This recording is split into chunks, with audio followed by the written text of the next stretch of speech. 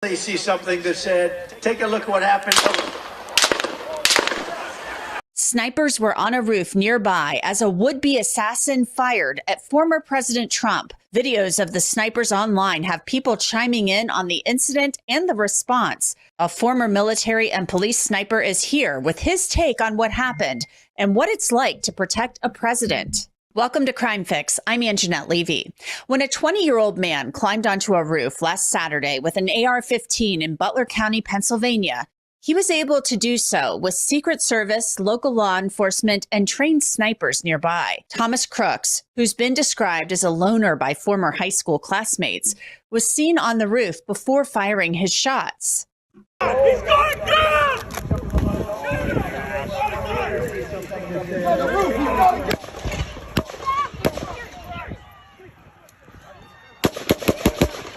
Stay under here.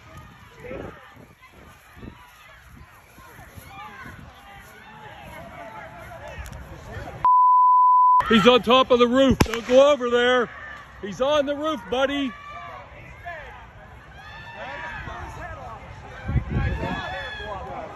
Crooks fired several shots, hitting former President Trump as he spoke to a crowd at one of his signature rallies. To our country, probably 20 million people. And you know, that's a little bit old, that chart. That chart's a couple of months old. And if you want to really see something that said, take a look at what happened. Snipers were on a roof nearby, but not the roof where Crooks was able to set up his gun. And you know, that's a little bit old, that chart. That chart's a couple of months old. And if you want to really see something that said, take a look at what happened. You can see the snipers react after they hear the shots. A sniper's bullets killed Crooks. Sadly, firefighter Corey Comperatore was killed. He was at the rally with his family. Corey was a girl dad. Corey was a firefighter. Corey went to church every Sunday. Corey loved his community. And most especially, Corey loved his family. Corey was an avid supporter of the former president and was so excited to be there last night with him in the community. I asked Corey's wife if it would be okay for me to share that we spoke. She said yes. She also asked that I share with all of you that Corey died a hero, that Corey dove on his family to protect them last night at this rally. Corey was the very best of us. May his memory be a blessing. Two other men were wounded, David Dutch and Jim Copenhaver. They are being treated in the hospital. Crooks was able to get onto the roof of the building where local police were staged inside. He was about 400 feet from the stage with a direct line of sight to the stage where Mr. Trump was speaking. The director of the Secret Service, Kim Cheadle, spoke to ABC News exclusively, calling the shooting unacceptable and saying it should never happen again.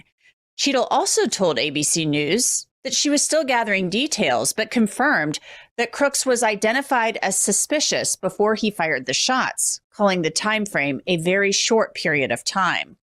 Cheadle offered this explanation for why agents weren't on the roof of the building. That building in particular has a sloped roof at its highest point.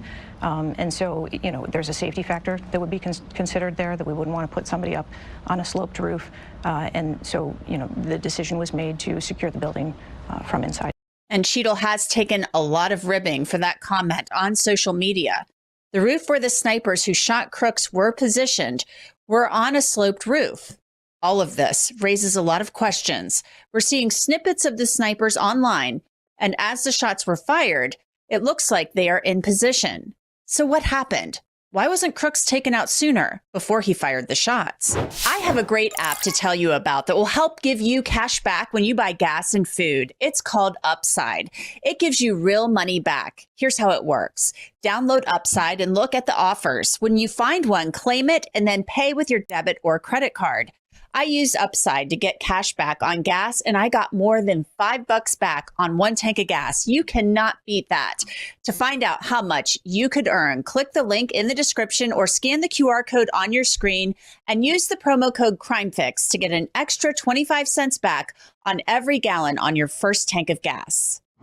I want to bring in a former sniper. His name is Jimmy. Jimmy, what were your first thoughts when you heard about this and saw the videos?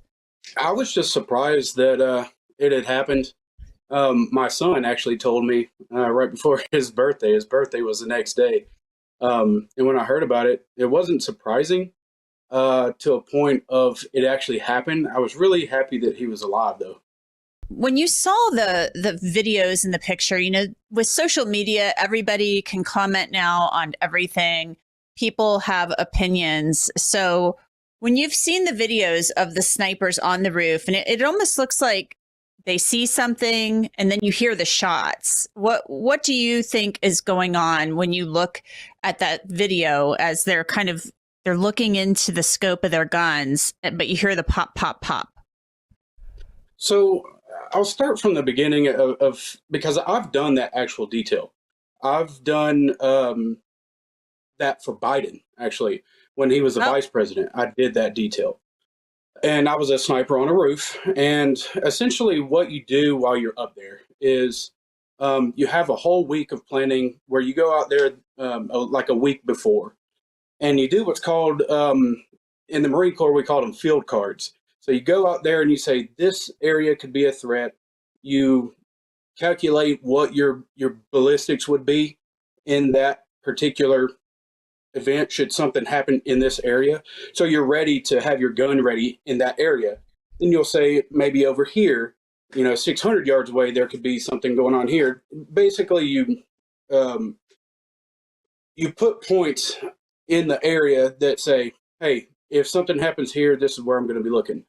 Now, from the videos that I've seen, people started seeing this guy climbing the roof, right? Right. And so they start, hey, there's a guy with, climbing the roof over here and whatnot. So on that detail, you never have your rifle up. You're always looking through binos.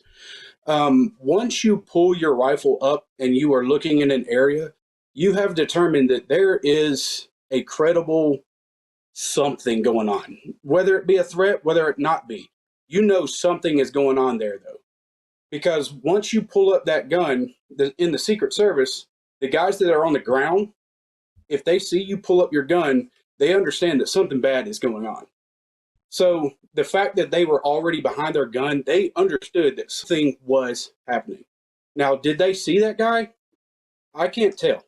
I haven't been on that roof. I did go onto Google Earth, and from the distance that I determined from Google Earth was 200 yards, about 200 yards, like 190.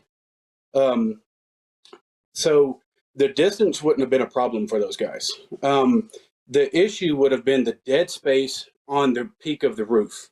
So if you're looking at a roof, you can only see one side of it, right? Mm-hmm. On the other side, you can't see anything. And from the videos that I saw where the people that were yelling, you could see this guy, he crawls a little bit and he looks up. So those guys may have seen him, like we call it turkey peeking. So you're crawling on and you look up like this and you come back down so that you can't be seen. In that event, those guys, if they're not seeing some kind of threat, like the guy's pointing the gun at him, or anything like that, they're not going to shoot at him. They just see a guy on a roof. You know what I mean? So you're saying by the time that those guys, because there was other video of them looking through, some type of binoculars or whatever. So is that typical position for a sniper? You're kind of surveying, your head's kind of on a swivel. So you're kind of just keeping an eye out at all times. And I'm assuming you're also communicating with other people on the ground through some type of communication system. Yes. So when you're in the binos, essentially what you're doing is you're looking for say what that is, because you're saying binos, is that binoculars or? Yeah, binos are binoculars. Yes. Okay. Yes. And you can actually see them in the videos where they're behind their rifles. You can see them on the ground. And like you said, I think it was about 7 minutes before everything happened. You can actually see those guys, and they are, in their binoculars looking for threats. So by the time they get down on their guns or, behind their guns and they're looking through the scope, you're saying they've already determined that there's some type of credible threat there and they're lining up to take the shot, because it's not just like in the movies. I mean, I feel like when you see them in the movies, they're at least in a military type of situation, they're actually kind of setting up, and this isn't like a willy-nilly thing. You have to actually set the shot, make sure you've got it on your target, because you're shooting to kill. You're not shooting to miss. Correct. Yeah, we don't shoot to miss. We don't shoot to wound. It is, when you're shooting that rifle, it is shooting to kill. And those guys, as they pulled up, it's the data that's on the rifle. And you can actually see on their rifle in the video, they have a rangefinder. It's a little box looking thing on top of the rifle. And that's a rangefinder. It's a laser, sends out a laser. The laser comes back and says that's 200 yards or whatever it might be. Some scopes will actually set that data for you. But I don't think that was the type of rifle that they had. It's just a quick adjustment that those guys needed. And that would have been half a second. Those guys had their scope set to eliminate a threat. They did eliminate the threat. And there's been a lot of criticism that people weren't moving quickly enough. And I'm not sure we have enough information now to make, an assessment. How are you feeling about that? Do you feel like we have enough information to say whether or not people were moving quickly enough or not? I mean, the head of the Secret Service has already said that the shooting was unacceptable. And there have been questions about whether or not there was enough manpower deployed. For the shooting to be unacceptable, I don't understand how that could be the case. I mean, someone literally shot the former president in the ear. The fact that he even got a shot off is, to me, unacceptable. Now, I'm not going to judge those guys that were on that roof. I will tell you right now, I already looked up the temperature. It was 91 degrees that day. And being on that roof is horrible. Even for that bad guy. As he's crawling, I guarantee you he was burning. Because those roofs, those metal roofs on the top up there, you get very, very hot. Now, as far as those guys waiting to take a shot, I can't judge those guys in that aspect because I don't know their policies. One. Two, I wasn't on the roof, and I haven't been on that roof. So I wouldn't even know if they could see the guy. I already talked about the dead space in the roof. Mm-hmm. They could have seen the crowd freaking out, pointing, saying, hey, there's somebody over there. So they get behind their rifle and they're just waiting. Because even taking a shot, if he would have came like on the side of the roof, he could have taken shots and they wouldn't have seen him. And from what I've watched, there's 2 rounds, pop, pop, that the guy shoots at him. The second round appears to hit the former president in the ear, and he puts his hand up and gets down. And then hear anywhere from 3 to 4 more shots, and then about 2 seconds later, you hear the sniper shoot, and it appears to be 2 rounds. The succession of which those 2 rounds went off, it sounded, because they have bolt guns, right?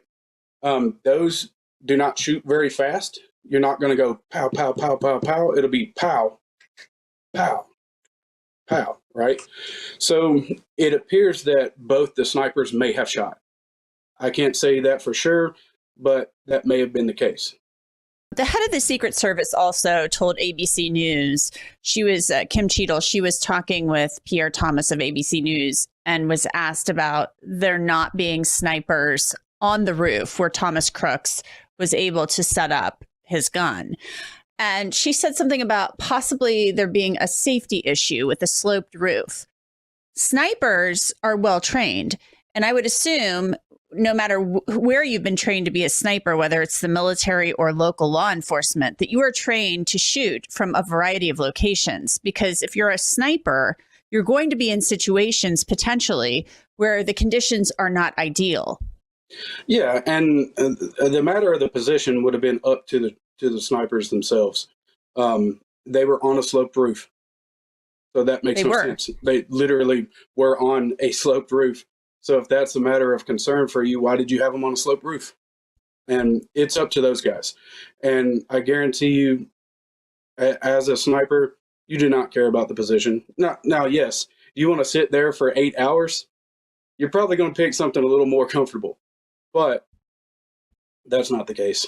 Jimmy, since you've been on this detail before, do you feel that there should have been snipers on that roof where Crooks was? I mean, there was local law enforcement, according to the reporting, stationed inside the building where Crooks had climbed on top of the roof. And apparently there was a law enforcement officer who got up there, saw him, ducked because he thought he was going to take fire, and then fell off the roof.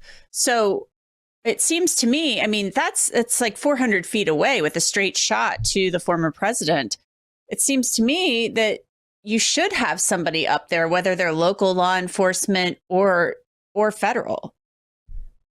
Yeah, the fact that building wasn't secured to a point where someone could crawl on top of it, that makes no sense to me. The facility of where I did it, we were also at an airport, and every building had either a deputy or a Secret Service when I was there, and this was for Vice President Biden at the time.